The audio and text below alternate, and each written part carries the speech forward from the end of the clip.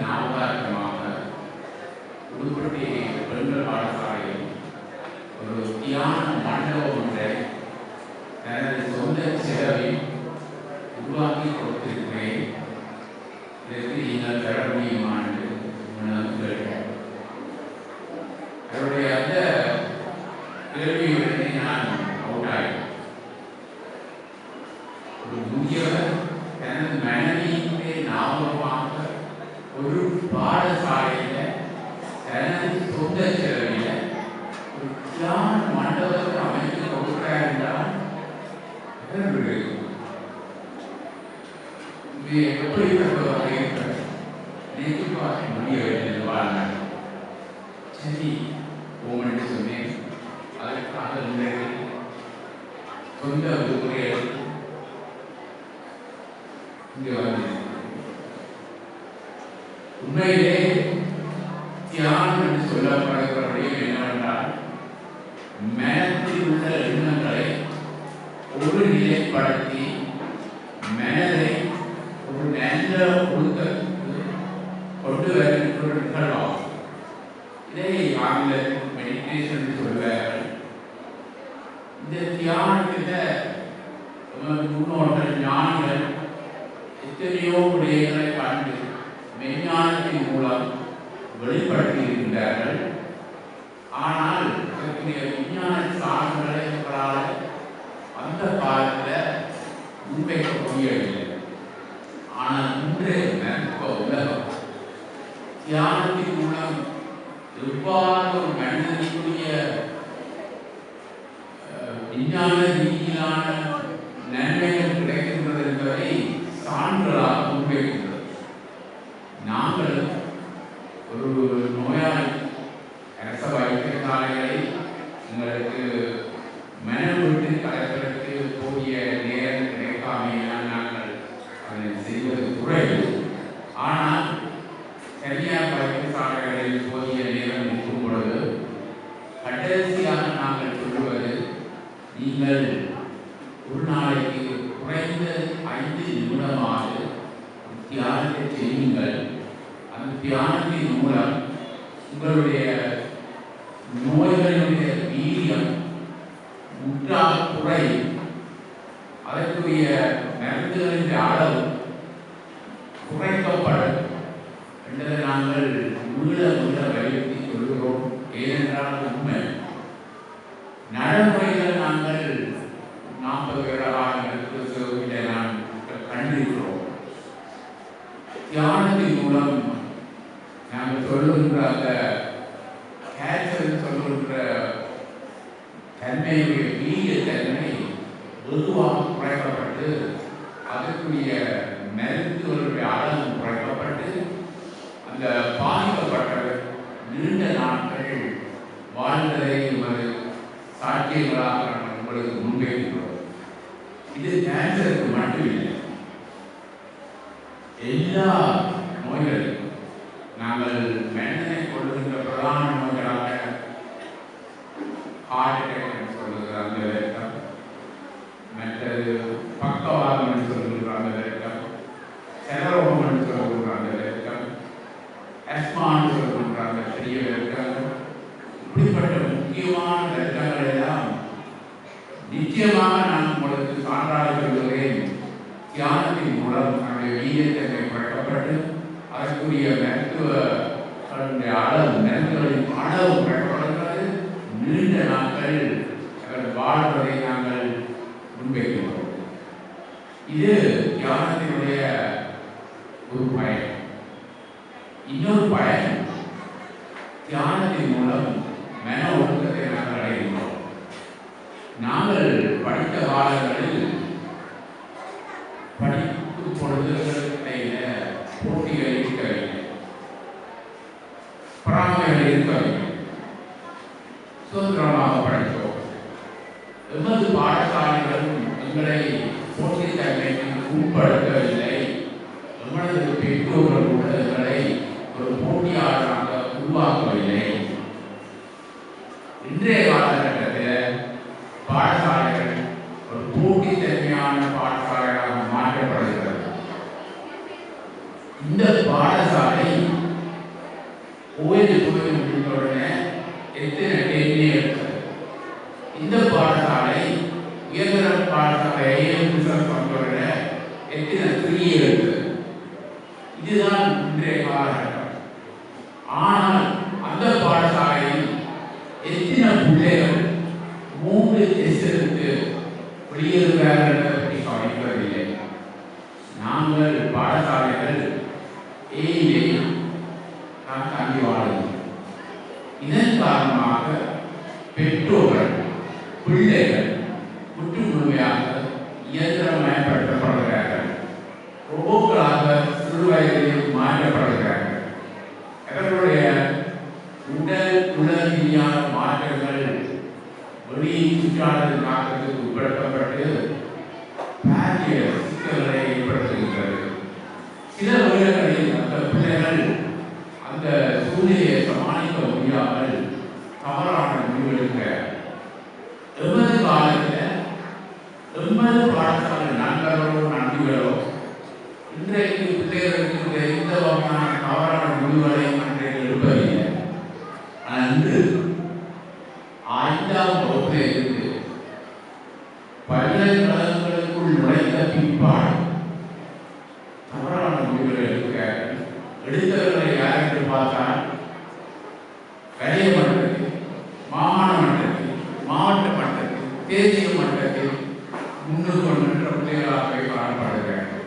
இப்போது இந்த பிரச்சனை நடக்கிறது நாங்கள் ஆராய்ந்த பொழுது அந்த பிள்ளைகள் மன அழுத்தத்தை எவ்வாறு குறைக்கலாம், எவ்வாறு அதை நல்வழிப்படுத்தலாம் என்றொரு எந்த விதமான போதனைகளும் இந்த பிள்ளைக்குரிய காலகட்டத்தில் வழங்கப்படவில்லை.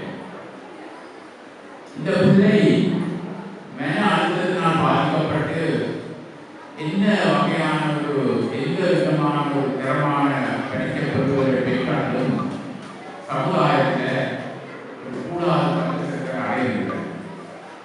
எங்க போனாலும் போலீஸ் நிலையத்துக்கு போனாலும் சரி, நீதிமன்றத்தில் போனாலும் சரி, நீங்கள் அவதானிப்பீர்கள். கேட்கப்பட ஒரு முக்கியமான கேள்வி, நீங்கள் எங்க படிக்கிறீர்கள்?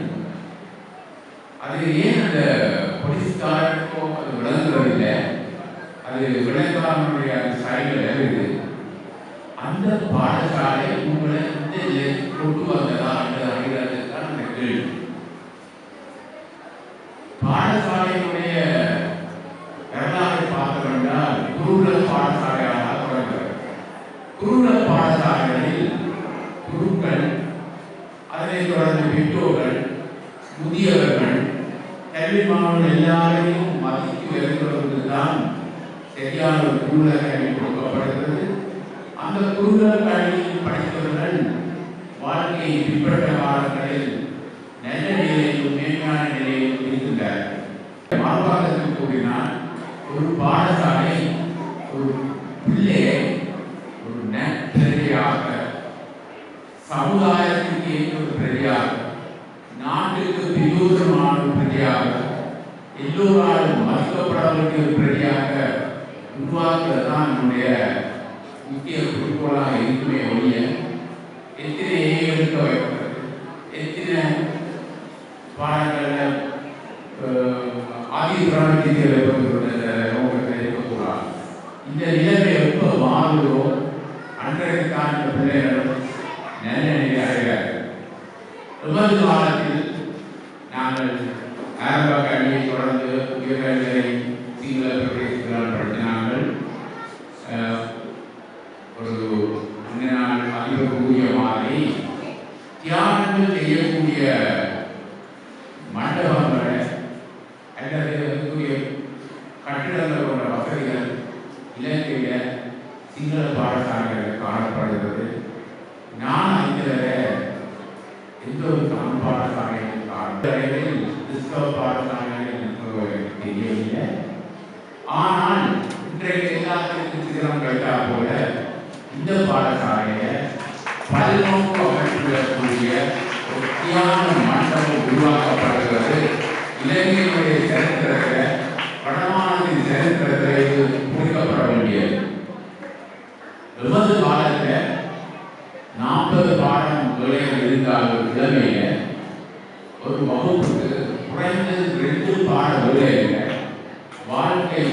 தேர்வை பற்றி படிப்பார். தியானம், நல்லொழுக்கம், எவ்வாறு பிரச்சனைகளை சமாளிப்பது, எப்படி நீங்கள் மற்றவர்கள் முகம் கொடுத்து பழகுவது, உங்களுடைய எதிர்களுடைய உங்களுடைய விருப்பப்படாதவர்கள் நீங்கள் எவ்வாறு உறவுகளை மேற்கொள்ள வேண்டும், நல்ல ஆரோக்கியமான உணவு, நிற்கிற நல்ல பழக்கவழக்கங்களை பற்றியெல்லாம் அந்த 2 பாடல்களையும் நாங்கள் படித்து கொடுத்து சொல்லிக் கொடுத்தார்கள். எங்களுக்கு அந்த நேரத்திலே அது ஒரு விளையாட்டாக தான் தெரிந்தது. ஆனால் இன்றைக்கு நான் 65 வயது வந்து அப்பொழுது நான் உணர்கிறேன். அன்றைக்கு அதை சொல்லி தந்தனுடைய பக்குவத்தை நாங்கள் அறிந்தோம். ஆனால் இவ்வாறு எந்த பாடசாலையில் தற்பொழுது சொல்லப்படுவதில்லை. படி படி படி என்றுதான் சொல்லப்படுகிறது. அந்த பாடங்கள் வாழ்க்கைக்கு நல்ல பிள்ளைகளாக, நட்புள்ள பிள்ளைகளாக, நல்லொழுக்கம் உள்ள பிள்ளைகளாக உருவாக்குவதற்கு வழிகாட்டும். ஆகவே ஒவ்வொரு பாடசாலைகளை நாம் கேட்டுக்கொள்வது என்னவென்றால், நீங்கள் உங்கள் பாடசாலைகளில் குறைந்தது ஒரு கிழமையில் ஒரு பாடத்திற்காக ஒதுக்கி தியானம் என்றால் என்ன, அது எவ்வாறு செய்ய வேண்டும், நல்லொழுக்கங்கள் என்ன, அது எவ்வாறு கடைப்பிடிக்க வேண்டும், சொல்றது பிரச்சனைகள் எவ்வாறு தீர்ப்பது, குழப்பங்கள் ஏற்படுவதில் எவ்வாறு நடப்பது என்பதை பற்றி படிப்பிக்க வேண்டும். இந்த சின்ன பிள்ளைகள் அவருடைய தன்மையை விளங்குவார், அவருடைய சொல்லப்படுகிற விளங்குவாரு. ஆனால் அவருடைய ஆள் மனதில் அது பதி காலப்போக்கில் அவர்களை உணர்வார்கள், நடைமுறைகள் செய்வார்கள். நமது பிரதான நன்முறையாளர் எனது வாழ்க்கையில் நடந்த துக்ககரமான நிகழ்வுகளை எல்லாம் சொல்லப்படுவது மிகவும் கேட்பதற்கே கஷ்டமாக இருக்குது. ஆனால் அவருடைய மனநிலையை இவ்வளவு பிரச்சனைக்குள்ளே இவ்வளவு நடந்தோம், அவருக்கு அந்த மனநிலையை உறுதியாக இருப்பதனால் இன்றைக்கு முன்னிலையில் ஒரு முன்மாதிரியானவராக இருக்கின்றார். இது என்னத்தை காட்டுவது என்றால், அந்த காலத்தில் அவருக்கு படிப்பிக்க ஆசிரியர்கள், சமய போதகர்கள் நண்பர்களப்பட்டு வந்திருக்கின்ற தியான மண்டலம், தியான சம்பந்தமான விடயங்களை ஆசிரியராகிய நீங்கள் பிள்ளைகளுக்கு கற்றுக் கொடுங்கள். இந்த நிலையை அந்த பிள்ளைகளுக்கு அவருடைய முக்கியத்துவம் விளங்காது. ஆனால் அவர்கள் 40-45 வயது அடையும் பொழுது அவர்கள் அதை படிப்படியாக உணர்வார்கள். அதன் அடிப்படையில் நாட்டுப்பிள்ளைகள் நெற்பிள்ளைகளாக உணர்வார்கள். இந்த உங்களை படிப்பிக்க பாடசாலையோ உங்களை படிப்பிக்க ஆசிரியர்களையோ ஒரு நாளும் அவர்கள் மறக்க மாட்டார்கள். இந்த நிகழ்வுக்கு